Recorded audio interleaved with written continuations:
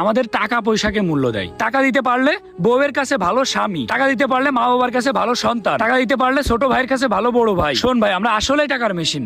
আমরা যদি টাকা না দিতে পারি তাইলে সবার কাছেই বোঝা। এই 45 ডিগ্রি তাপমাত্রার ভিতরে কাজ করে টাকা ইনকাম করে আমরা দেশে পাঠাই, তারপর ওদের কাছে আমরা ভালো হইতে পারি না।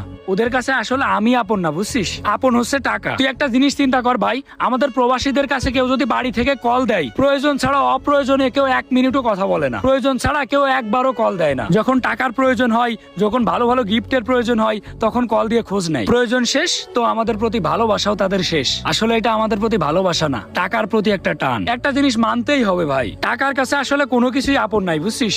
যাই হোক, আমি চিন্তা ভাবনা করেছি আর 10 বছরেও বাড়িতে যাব না। পরিবারের লোক একজন প্রবাসীর প্রতি যতই ভালোবাসা দেখাক না কেন, টাকা ছাড়া দিন শেষে একটা প্রবাসীর কোনো মূল্য নেই। প্রবাসী ভাইদেরকে নিয়ে এরকম সুন্দর সুন্দর ভিডিও আর কে কে দেখতে চান অবশ্যই কমেন্ট করে জানাবেন।